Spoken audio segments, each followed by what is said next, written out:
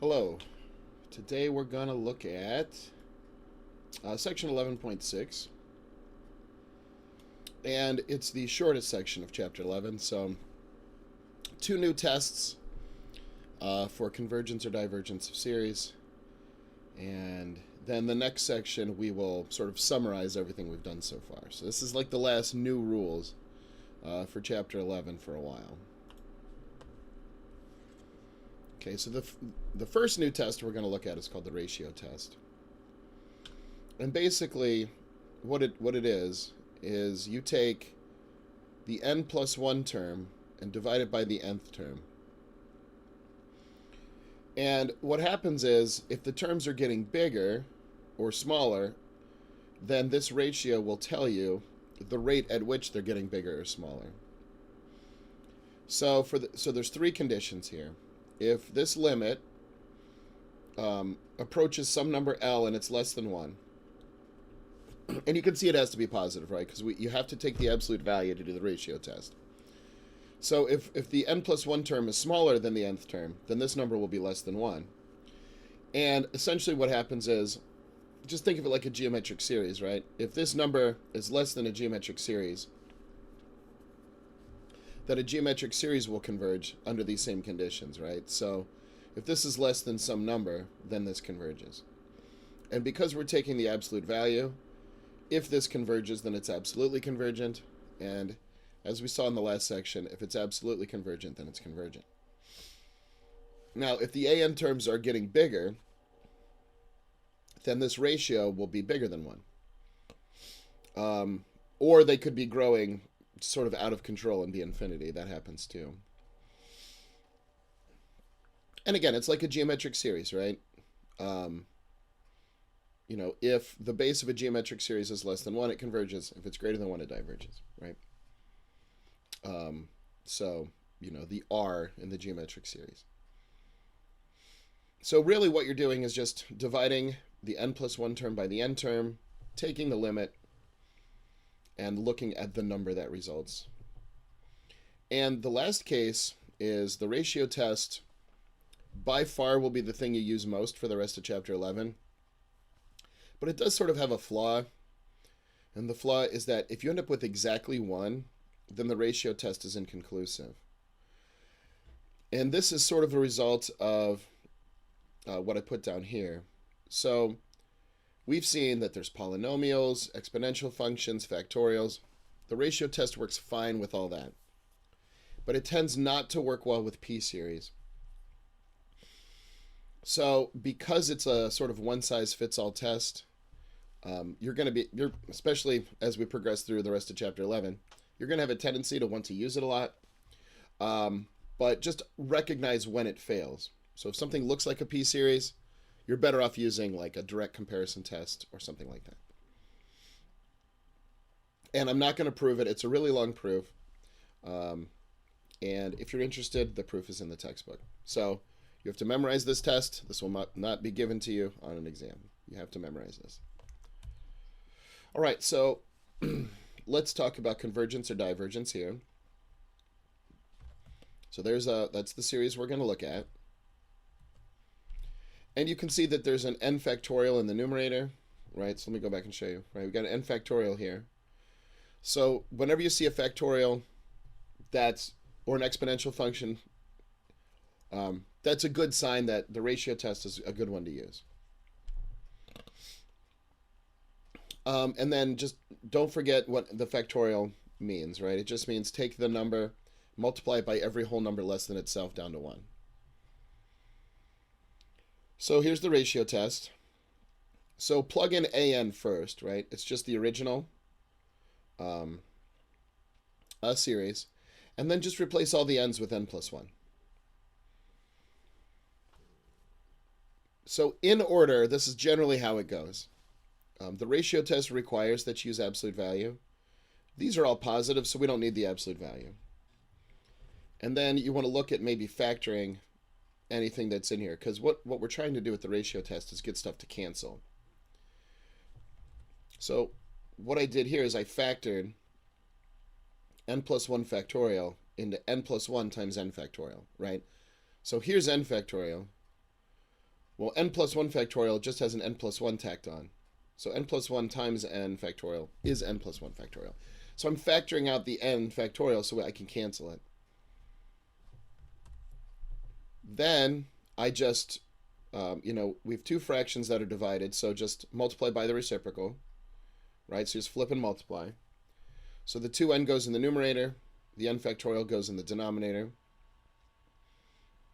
And then you can see what's going to happen. These n factorials cancel, and this 2n and this 2n plus 1, 2 to the n and 2 to the n plus 1, right? This all cancels too, and just left with a 2 in the denominator. Well, this limit's infinity, right? Just plug in n, and that means it diverges. So that's how you use the ratio test. It's sort of a one-size-fits-all. It is flawed, as we're going to see in the next example. But a lot of the ratio test problems end up looking the same. It's a lot of factoring, flip and multiply, like regroup, cancel, and then you have a new limit. And this limit, you like look up or you memorize, the chart. So if this limit is greater than 1 or infinity, then it diverges. And again, this has to be a positive number, right? Because these are positive. All right, let's do one more. So this is an alternating series. But I just want to show you what happens when... So you could use the alternating series test here. But I just want to show you what happens when you try to use the ratio test and when it fails, and sort of what you have to do. Because again, starting in the next section and then the next two sections after that, it's going to be a lot of ratio tests. But you have the choice of what tests you want to use, right? So here's what happens when you try to use the ratio test.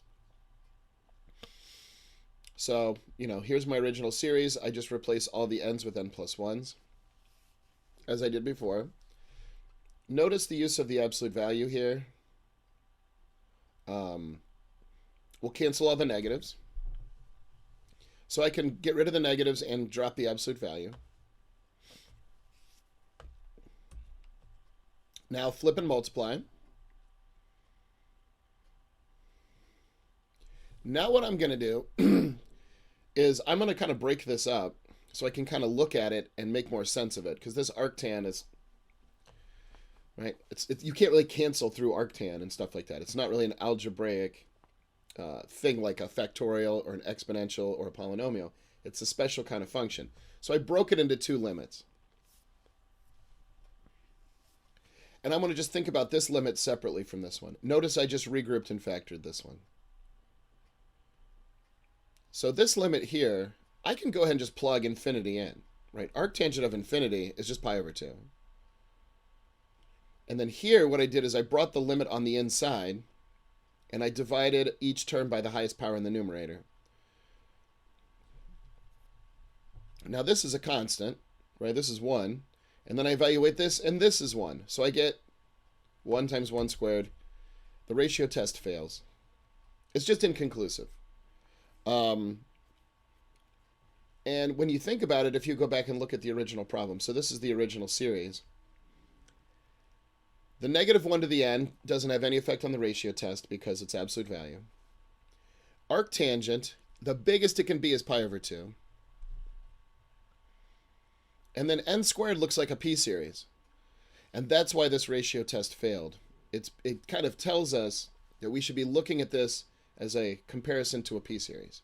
So let's try it again using a different method.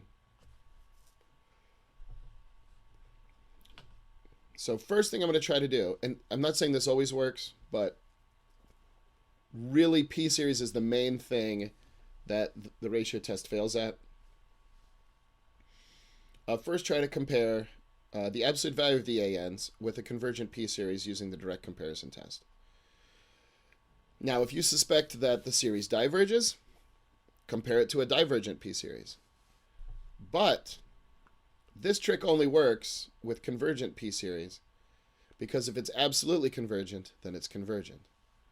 If you had a different situation where you're comparing it to a divergent p-series with that absolute value on there, you haven't shown anything because it still might converge when you remove the absolute value. So this was just, I'm picking this particular choice because I looked at the original series and said there's an n squared in the denominator that looks like a convergent p-series. So let's try it again. So I'm just taking the absolute value of the ANs. This is sort of a tactic you can use, right? Now it turns into this. Now we can really see that the biggest that this can be is pi over 2. So this whole thing has to be less than pi over 2 over n squared. Well, this is a constant, so I can pull it to the front. And this is a constant multiple of a p-series with p greater than 1. Well, this is just the direct comparison test, right? And this direct comparison test showed us that this is absolutely convergent. And if it's absolutely convergent, it's convergent. And so we've shown convergence. So this is like a tactic. This is a trick that you can use if the ratio test fails. There's no guarantee that this is going to work. Every problem is a little bit different, and there's no way I can show enough different examples. What you really have to do is make sure that you're going back through, well, 11.2, 3, 4, and 5, and you know all the tests, the divergence test, integral test, alternating series test, things like that. Make sure you're learning all those tests and really understand them, because we do have a bunch of tests, and when we get to the next section, you're kind of going to be on your own, and it's here's a series, test it for convergence or divergence any way you want to. So it's really reminiscent of chapter 7 with the integrals, where it was, use any technique that we've studied to evaluate this integral. It's kind of the same thing. So you really have to learn how these things work, when they work, and why they work. Right, and because this is absolutely convergent, then the original series without the absolute value is also absolutely convergent. We can also estimate sums like we did in the previous sections. We use various methods. The method depended on which test was used to prove convergence. The problem with the ratio test is it's not great at estimating sums. So the way you want to look at it, if the series happens to be alternating, then you can use what we just studied in 11.5. But if it's all positive terms and the other tests don't work, so you can't use the integral test, it has its own estimation, and you can't use any of the other tests we've studied. It turns out that this does have special methods for estimating sums. We are not going to cover it. So if you can use the integral test, it has its own sum estimation. The alternating series test has its own sum estimation. But we really, and the comparison tests have some of their own, but we're not, if it's all positive terms, we're not going to cover how to do the sum estimation. It's just a little too complicated for what we want to get into. We have plenty of other stuff to do. All right, next up we have the root test. The root test is sort of a close cousin to the ratio test. And the way this works is you just take the nth root of an, which is pretty interesting, right? So it's this is used a lot when there's an n in the exponent, and this will sort of cancel an exponent, or cancel one of the exponents. And the idea here is, again, compare it to a geometric series, right? If we have a number less than 1 raised to a large power, it's going to converge. So this n here in the root will strip off that exponent, and we'll just be looking at what is this number that we're taking to a power. So, and the condition, or the results are the same as the ratio test. If L is less than 1, it's absolutely convergent. Again, notice the absolute value. If L is greater than 1, divergent. And just like the ratio test, if this is exactly 1, it's inconclusive. So it's easy to remember the ratio test and the root test. because they have the same results. And this is just a little note about if you're thinking about trying one of the tests or the other. If L equals 1 in the ratio test, don't try the root test because L will again be 1. Because they're both sort of being compared to a geometric series. And using one test versus the other, you're just going to get the same result. And if L equals 1 in the root test, don't try the ratio test because it will fail too. Again, no proof of this. It's similar to the ratio test proof, which is in the book. So here we have this funny little series. Notice there's an n in the exponent. So that tells us to use the root test. So this is how you do it.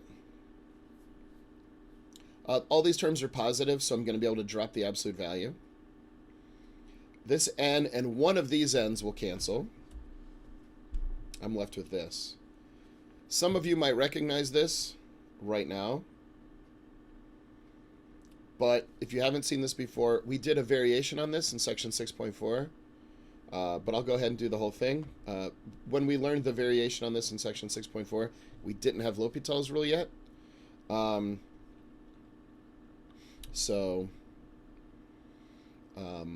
going to show you how to do this with L'Hopital's rule. So if you try to evaluate this limit, you just get 1 plus 1 over 0, which is 1 to the infinity power. Turns out this is one of our indeterminate forms. Right? There are 7 indeterminate forms, as we saw in the L'Hopital's rule section. And we didn't really do much with this one, because you have to use 2 different tricks. So the first thing you need to do is rewrite this as a function, f of x. And so here's the function. I just replace the n's with x's. And the trick for this particular thing, whenever you have this 1 to the infinity power, is to let, so what we're calling f of x, just let y be this limit. So I'm saying that this is a function, basically, right? I'm saying let y be this limit. And let's see what happens. Then I take the natural log of both sides. I can move the natural log inside the limit. So I took the natural log and then moved it inside the limit. Because it's a one-to-one function, I'm allowed to do that. So now I have natural log of y is, it was the natural log of this limit. I moved the limit inside. Move the natural log inside. Now I can use natural log properties and pull the x out. Now this is a L'Hopital's rule thing again, right? This is infinity times, well, natural log of 1 is 0. So this is infinity times 0. This sort of thing you've seen before. Whenever you have infinity times 0, you have to get it in the form either infinity over infinity or 0 over 0. In this case, I'm going to do 0 over 0. So I'm rewriting x in a denominator as 1 over x. Right? So dividing by a fraction is the same as multiplying by the reciprocal. Now I have a 0 over 0 situation with L'Hopital's rule. Now I use L'Hopital's rule and take the derivative. And what you get is a chain rule here. Well, so you get natural log of this when you take the derivative is 1 over the inside times the derivative of the inside. And then derivative of the bottom. These will cancel, and I'll be left with just that. Well, this is easily shown just to be 1.